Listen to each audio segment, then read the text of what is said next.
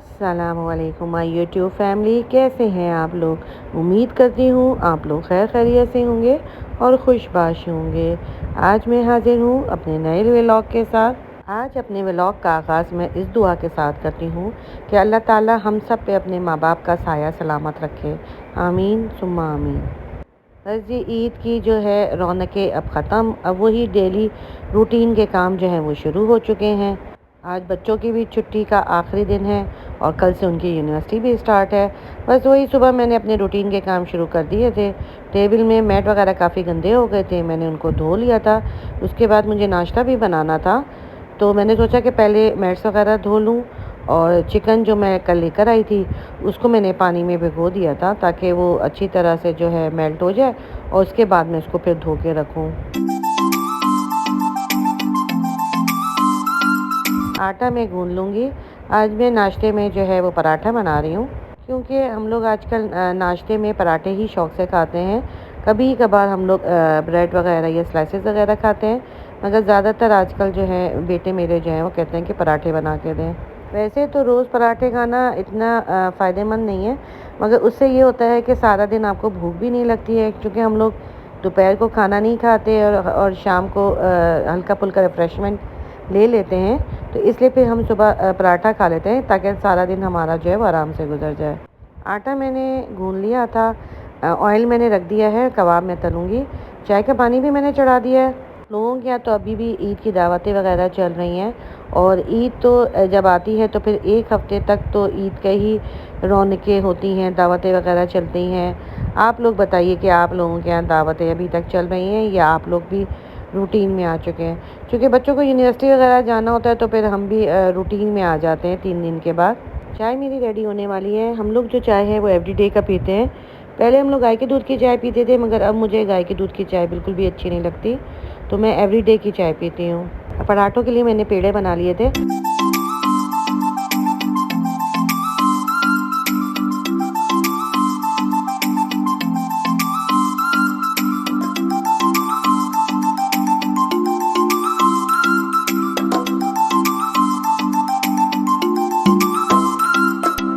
अच्छा, बेटों को मेरे जो है वो मैंने लच्छेदार जो पराठे बनाए थे वो इतने अच्छे लग रहे हैं कि वो कहते हैं कि अब जो है हमें ये लच्छेदार ही पराठे खाने हैं। इस स्टाइल के पराठे जो हैं वो बिल्कुल ऐसा लगता है कि जैसे पठान के यहाँ के पराठे हैं। ठीक है, करके मैं सारे पराठे अपनी इसी तरह से रेडी कर लूँगी। उसके बाद फिर जो है वो मैं नाश्ता लगाऊंगी। A few moments later. नाश्ता वगैरह हमने कर लिया था। बेटी ने मेरी नाश्ता नहीं किया था, वो सो रही थी। पर उसके बाद मैं किचन में आ गई थी सफाई वगैरह करने के लिए। फ्रिज वगैरह मैंने साफ़ कर लिया था। उसके बाद जो है सारा किचन वगैरह मैंने समेट लिया, और समेटने के बाद फिर मैंने घर की सफाई वगैरह देखी, घर वगैरह समेट लिया। और समेटने के बाद मैं अब ऊपर जा रही हूँ ताकि ऊपर का फ्लोर भी समेट लूँ। ऊपर का फ्लोर वगैरह समेटने के बाद जो है मैं अब नीचे जाऊँगी, और जो चिकन मैंने भिगो के रखा था मैं उसको जो है धो लूँगी। चिकन जो है वो मैं मुख्तलिफ़ तरीक़ों का लेती हूँ, क्योंकि कुछ डिशेस ऐसी बनती हैं जो बोनलेस चिकन की ज़रूरत होती है, तो उसके लिए मैंने चिकन के पसंदे ले लिए थे। चूँकि उसने पसंदे करके नहीं दिए थे तो पीसेस उसने इस तरह से दे दिए थे मुझे कि मैं जो है उसके पीसेस बना लूँगी। और इसके अलावा मैंने बारबेक्यू वगैरह के लिए और मंदी बनानी थी मुझे, उसके लिए मैंने पीसेस जो है वो बड़े वाले वो अलग कटवा लिए थे। तो उसमें मैं अब कट लगा के रख दूँगी, और उसको भी मैंने धो लिया था, अब मैं इसको रख दूँगी।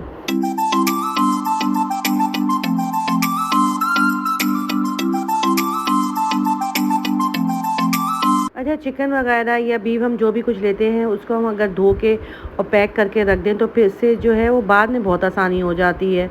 उस वक्त थोड़ा सा काम लेंदी होता है, मगर फिर बाद में ये हो जाता है कि आप आराम से निकालें और उसको थोड़ा सा पानी में आप डिप कर लें और फिर उसके बाद बना लें। बीफ वगैरह मैंने लिया था, वो भी मैंने धो के उसके भी मैंने पैकेट बना के रख दिए थे।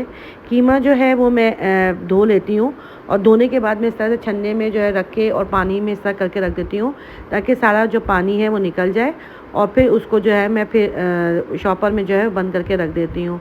धोने से ये आसानी होती है कि आपको बाद में जो है वो धोना भी नहीं पड़ता है, और अगर आपको कोफ्ते वगैरह बनाने हैं तो फिर वो आप आसानी से उसको मशीन में जो है वो पीस लेते हैं।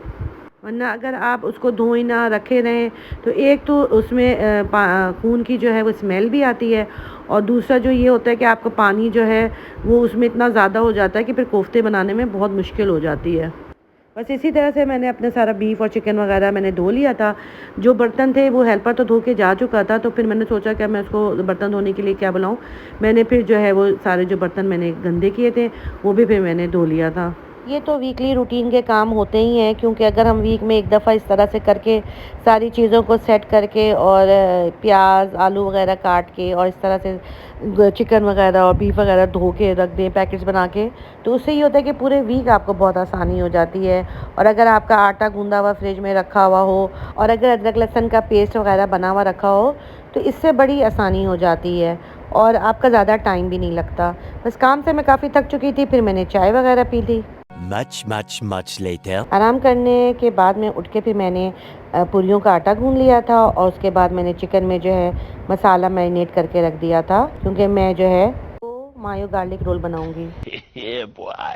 चिकन में जो मैंने मसाला मैरिनेट किया था वो चिकन टिक्का मसाला था, कुटी हुई लाल मिर्चें थी, वुसेरशायर सॉस था, चिली सॉस था, अदरक लहसुन का पेस्ट था और सिरका था। बस ये मसाला जो मैंने लगा के मैरिनेट करके रखा था। मैं किचन में काम कर ही रही थी तो मेरी बेटी मेरी हेल्प करवाने आ गई थी। उसने कहा पूरियाँ मैं बना देती हूँ, तो मेरी बेटी जो है वो पूरियों के पेड़े बना के रख रही है। 346 minutes later. आटे के सारे जो पेड़े हैं वो बन गए हैं। अब उसको जो है वो बेलेंगे, पूरी को बेलेंगे और ऑयल जो है वो गर्म करने के लिए रख देंगे। ऑयल तेज़ गर्म होगा तो उसको थोड़ी हल्की आंच कर देंगे। बस उसमें अब जो है पूरी डलेगी ताकि जो है ये जले ना, आंच हल्की रखनी है। उसके बाद पूरी को जो है थोड़ा सा ऑयल में डिप करने के बाद पलट देंगे और ताकि और डिप करने का जब पलटेंगे तो उसके बाद थोड़ी देर बाद ही निकाल देंगे।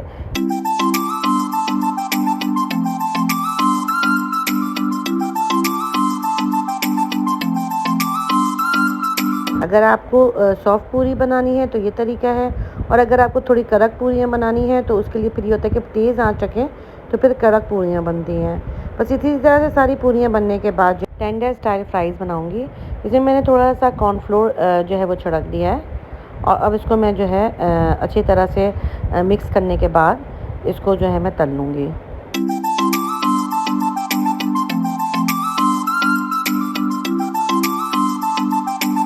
चिकन का फिलिंग जो है वो भी रेडी हो चुका है।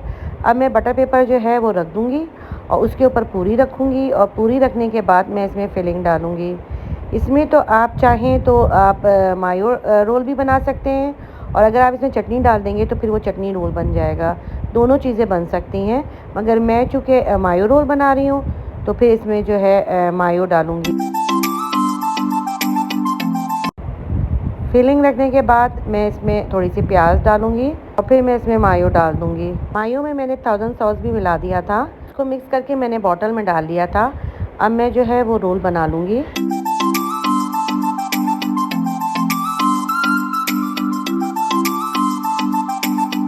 इसी तरह से मैंने एक एक करके सारे रोल बना लिए थे।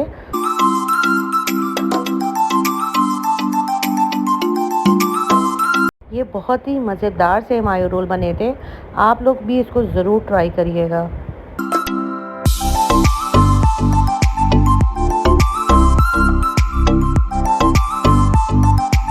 और मज़ेदार से जो मेरे मायो रोल हैं वो तैयार हैं।